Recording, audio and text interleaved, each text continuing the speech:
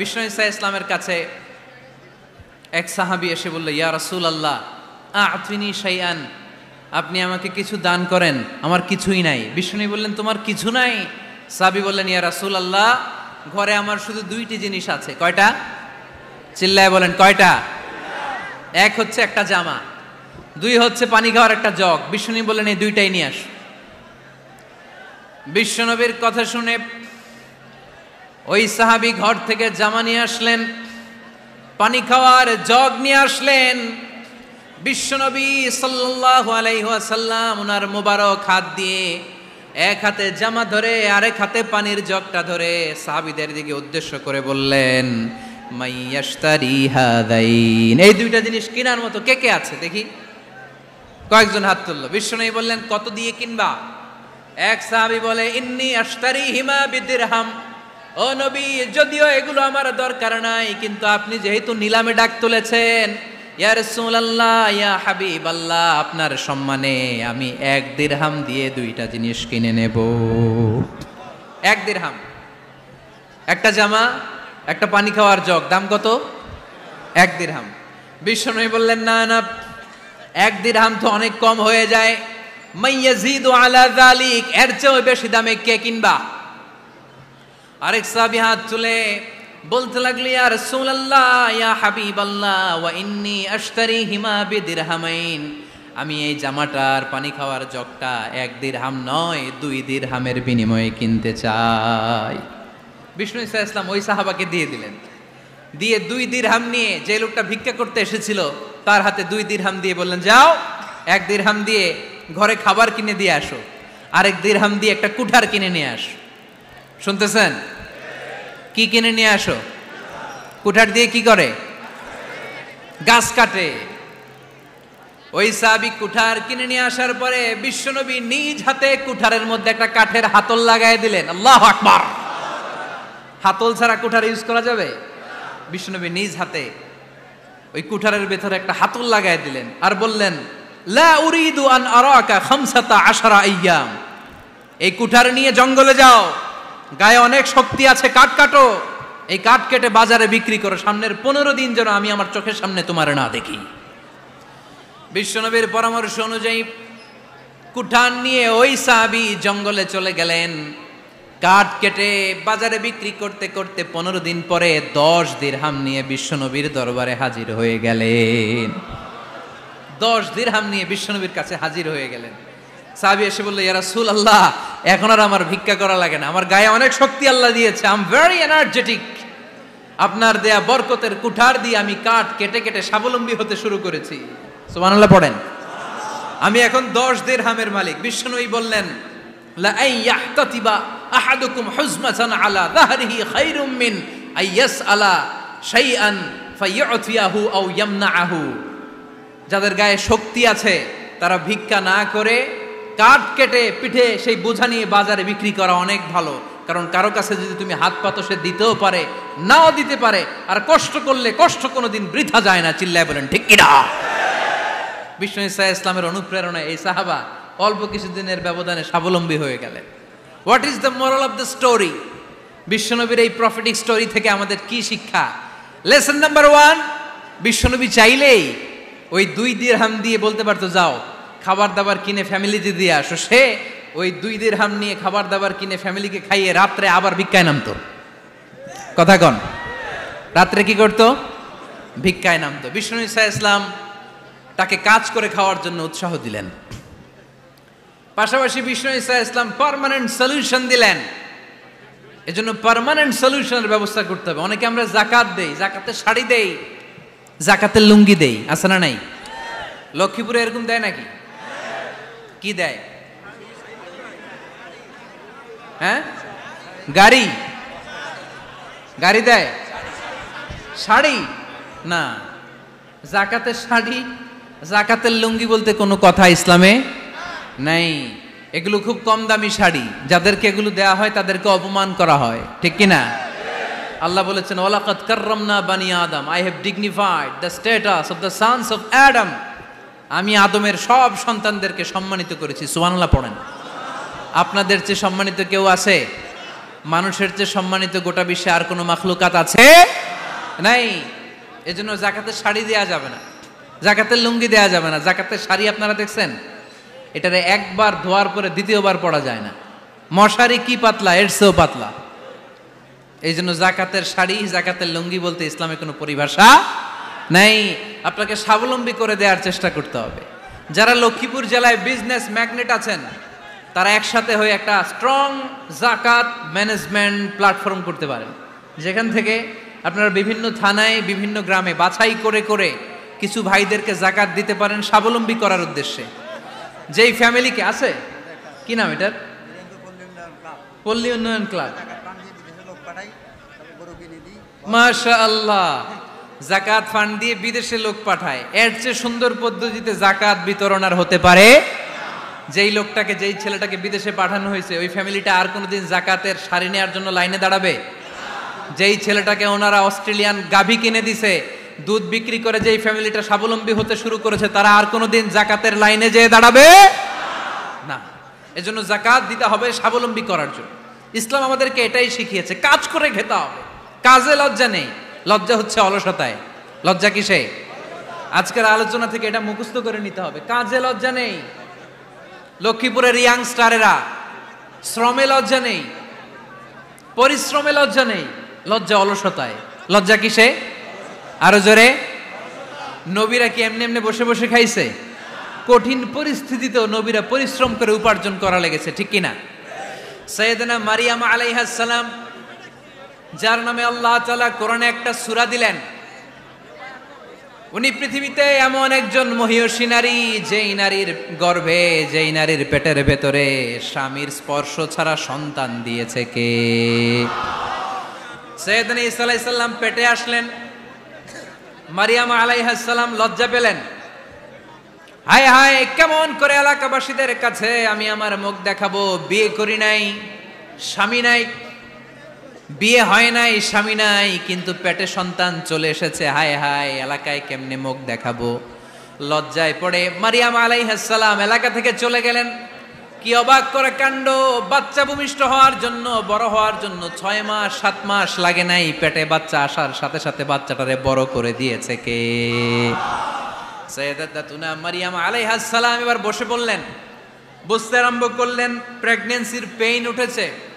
হঠাৎ করে পেট থেকে বাচ্চা ভূমিষ্ঠ হয়ে যাওয়ার পরে উনি কাঁপতে আরম্ভ করলেন। ক্ষুধার চোটে খাবার কিছু নাই, সামনে ঝরনা, উপরে একটা খেজুর গাছ। সাইয়েদনা ঈসা আলাইহিস সালামকে কোলে নিয়ে মারিয়াম আলাইহিস সালাম মনে মনে ভাবে, হায় রে, কেউ যদি একটু খেজুর পেড়ে দিত, এই ক্ষুধার মুহূর্তে আমি খেজুর খেয়ে পেটের ক্ষুধা নিবারণ করতাম। রব্বুল আলামিন মারিয়ামকে উদ্দেশ্য করে আয়াত নাজিল করে দিলেন, ওয়া হুজ্জি ইলাইকি বিজিযইন নাখলাতি তুসাকিত আলাইকি রতবান জানিয়া।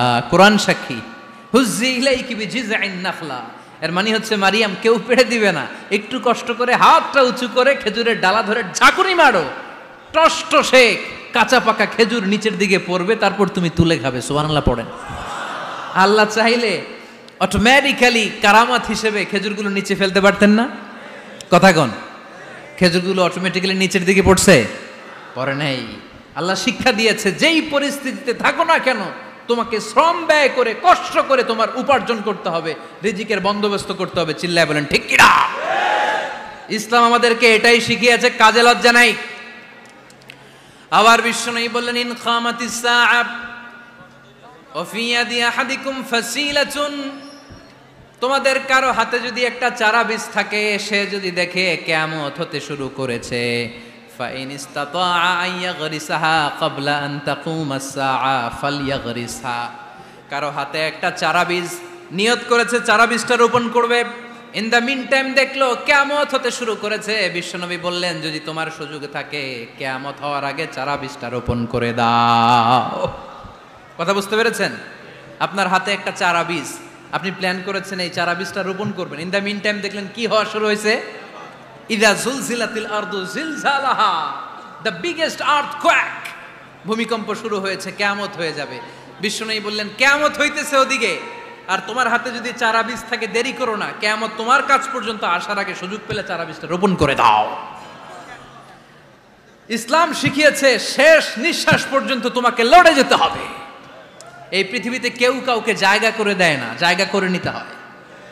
এই পৃথিবীটা, the life is not a bed of roses, এটা ফুল বিছানো কোনো ফুল সজ্জা নয়, এটা কণ্টকাকীর্ণ। কেউ আপনার স্পেস করে দিবে না, কেউ আপনাকে সুযোগ করে দিবে না, কেউ আপনার জায়গা করে দিবে না, বরং আপনি জায়গা করে নিলে টাইনা নিচে নামাবে।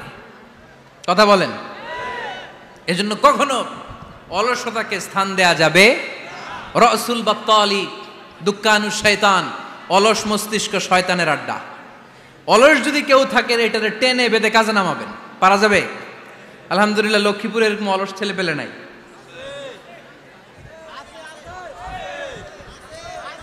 আছে? আমরা আজকে অলসতাকে নো বলে যাবো এই মাহফিল থেকে। অলসতাকে আমরা কি বলবো?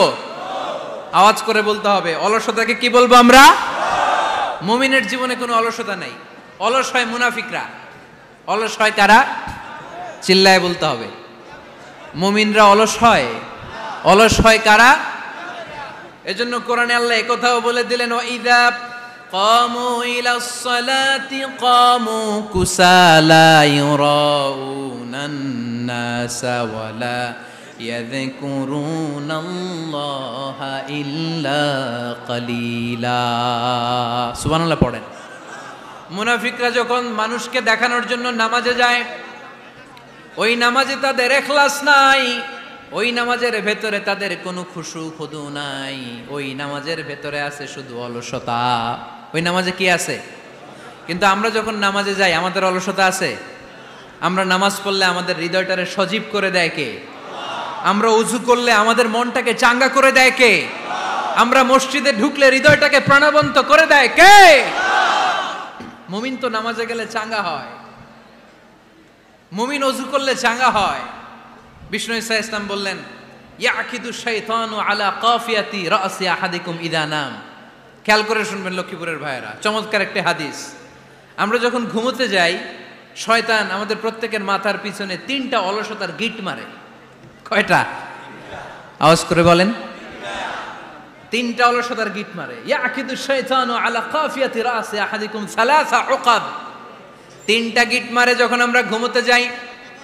অলসতার 3টা গিট মেরে আমাদের কানের সামনে এসে ফিসফিস করে মন্ত্র পড়তে থাকে, আলাইসা লাইলুন তাওয়িলুন ফারকুদ, আলাইসা লাইলুন তাওয়িলুন ফারকুদ। বিশাল লম্বা রাত, ঘুমাও। অনেক সময় আছে, ঘুমাও। রাত 5টা বেজে যাচ্ছে, তাহাজ্জুদের সময় শেষ হয়ে যাচ্ছে, তখনও শয়তান বলে রাত অনেক লম্বা, ঘুমাও। ফজরের সময় পার হয়ে যাচ্ছে, সূর্য উঠে যাচ্ছে, শয়তান বলে আলাইসা লাইলুন তাওয়িলুন ফারকুদ, এখনো অনেক সময় আছে, লম্বা লম্বা লম্বা চৌড়া রাত পড়ে আছে, তুমি ঘুমাও। বিশ্বনবী বললেন, ফাইনিস্তাইকাযা ওয়া যাকারাল্লাহ ইনহাল্লাত উকদা। আমার উম্মতের কেউ যখন ঘুম থেকে জেগে ঘুম থেকে ওঠার দোয়া পড়া শুরু করে দেয়, অলসতার প্রথম গিটটা সাথে সাথে খুলে দেয় কে? আপনি ঘুম থেকে উঠেই যখন ঘুম থেকে ওঠার দোয়া পড়বেন, আপনার অলসতার প্রথম গিট খুলে দেয় কে?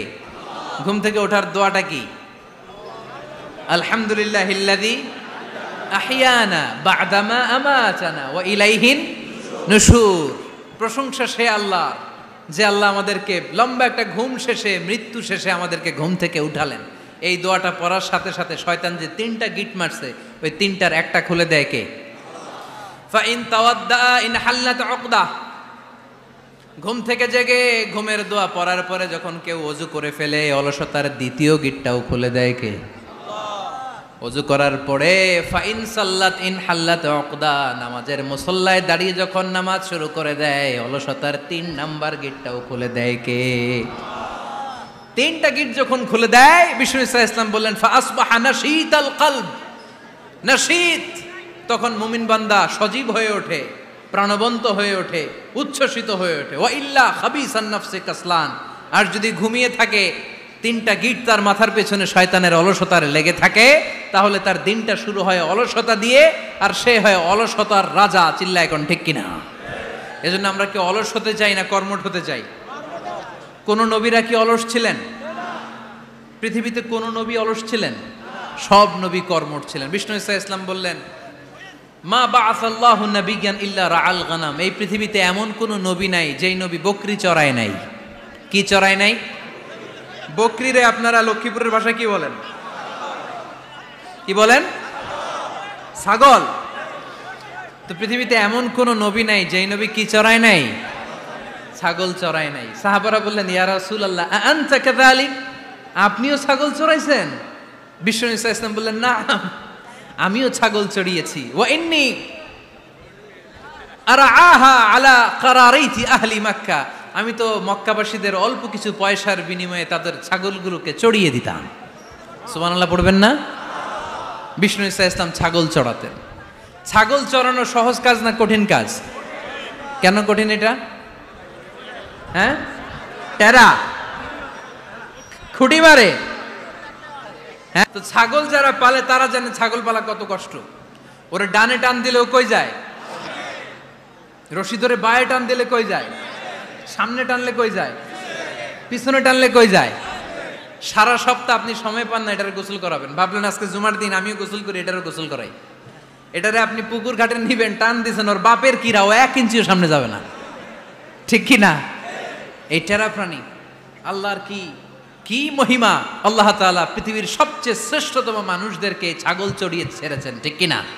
মা বাআসাল্লাহু নাবিয়্যান ইল্লা রাআল গানাম, এই পৃথিবীতে এমন কোন নবী ছিল না যে নবীরা ছাগল চড়ায় নাই।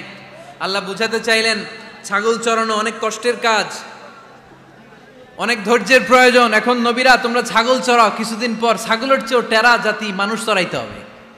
মানুষের মধ্যেও টেরা আছে না নাই? ভালো বললে ভালোটা বুঝে না, ডানে যেতে গেলে বায়ে যায়, বায়ে যেতে বললে ডাইনে যায়, এরকম আছে না নাই?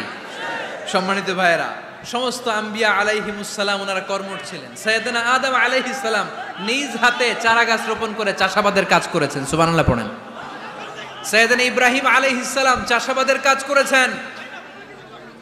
সাইয়েদনা দাউদ আলাইহিস সালাম নিজ হাতে যুদ্ধের জন্য যে পোশাক পরতে হয়, যেটা পরলে গায়ের মধ্যে ছুরি মারলেও ঢুকে না, ওই শিরস্ত্রাণ বানিয়েছেন, নিজ হাতে তলোয়ার বানিয়েছেন। সুবহানাল্লাহ পড়েন। সাইয়েদনা মূসা আলাইহিস সালাম ছাগল চড়িয়েছেন। সাইয়েদনা মূসা আলাইহিস সালামের মেজাজ নরম না গরম?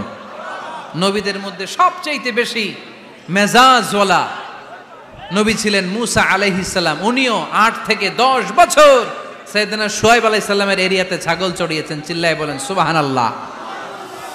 এজন্য নবীরা যেহেতু কাজ করেছেন, কর্মঠ ছিলেন, আমরাও কর্মঠ হব। ঠিক কি না? সাহাবারাও কর্মঠ ছিলেন, বিশ্বনবীর সাহাবারাও ব্যবসা করতেন। সাইয়েদনা আবু বকরের বিশাল ব্যবসা প্রতিষ্ঠান ছিল। সুবহানাল্লাহ পড়ে। আপনারা হজ উমরা করেছেন কে কে দেখি? করছেন? মাশাআল্লাহ। যারা করে নাই আল্লাহ তাদেরকেও আল্লাহর ঘর জিয়ারতের তুমি নসিব করো। আমিন। বিশ্বনবীর মাকবারার সামনে দাঁড়িয়ে আমরা যেন সালাম পেশ করতে পারি, তুমি নসিব করো। আমিন। বাইতুল্লাহ শরীফে এবং মসজিদ নববীতে আমরা যেন সালাত আদায় করতে পারে, আল্লাহ তুমি নসিব করো। সাইয়েদনা আবু বকর রাদিয়াল্লাহু তাআলা আনহুর ব্যবসা প্রতিষ্ঠান ছিল মক্কার কাবা ঘরের পাশেই। ওনার ব্যবসা প্রতিষ্ঠানগুলো যেখানে ছিল ঠিক ওইখানেই সৌদি সরকার এখন শপিং মল বানিয়ে দিয়েছে, মাতজার আবু বকর। মক্কা শহরের যেখানে বহিরাগতরা এসে ওখানে ছাগল, ওখানে ঘোড়া, উট এগুলো রাখতো, আস্তাবল রাখতো, ঘোড়া আর উট যেখানে রাখা হতো ঠিক ওই জায়গায় সৌদি সরকার ওটার পার্কিং লট বানায় দিচ্ছে। মানে যেখানে আগে সাহাবাদের ব্যবসার জায়গা, ওইখানে বর্তমানে শপিং মল। যেখানে আগের সময়কাল সাহাবারা উট আর ঘোড়া রেখে বাঁধতো, ওইখানে এখন গাড়ি ঘোড়া রাখার ব্যবস্থা করা হয়েছে। সাইয়েদনা আবু বকর অনেক বড় ব্যবসায়ী ছিলেন। ওনার নিজ টাকা দিয়ে হাবাসা থেকে আসা সাইয়েদনা বেলালকে তিনি 20,000 স্বর্ণ মুদ্রা দিয়ে উমাইয়া ইবনে খালাফের কবল থেকে তিনি মুক্ত করেছেন। সাইয়েদনা উসমান যুন্নুরাইন বড় ব্যবসায়ী ছিলেন। নিজের টাকা দিয়ে মদিনার মুসলমানেরা পানি খেতে পারে না, বিইরে রুমা নামে একটা কুয়া ছিল, এই কুয়ার মালিক ছিল ইহুদি। মুসলমানেরা পানি খেতে গেলে এসে বকা দিত, পানি খেতে দিত না।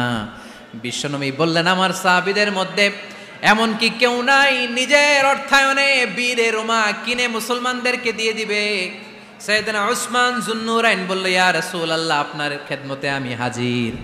মুহূর্তের মধ্যে সাইয়েদনা উসমান যুন্নুরাইন নিজের অর্থায়নে বীরে রুমাটা কিনে মুসলমানদের জন্য সদকা করে দিয়েছে। তো ব্যবসা না করলে, কর্মঠ না হলে, উপার্জন না হলে সদকা করা যাবে? চিল্লায় বলেন করা যাবে? সুনানে তিরমিজির বর্ণনা, বিষ্ণু ঈসা ইসলাম মক্কা থেকে যত সাহাবারা হিজরত করে মদিনায় এসেছে, মদিনাতে কোনো না কোনো সাহাবার সাথে বিশ্বনবী ভ্রাতৃত্বের বন্ধনে আবদ্ধ করে দিয়েছে। সুবহানাল্লাহ পড়েন। এজন্য মক্কা থেকে যারা এসেছে এদেরকে বলে মুহাজির, এদেরকে কি বলে? আর মদিনায় যারা ছিল এদেরকে বলে আনসার, এদেরকে কি বলে? আওয়াজ করে উত্তর দিবেন। মক্কা থেকে যারা এসেছে তাদের নাম মুহাজির, আর যারা মদিনার সাহাবী তাদের নাম আনসার। আজকে এই মাহফিলে লক্ষ্মীপুর এর বাইরে থেকে কারা কারা আসছেন দেখি?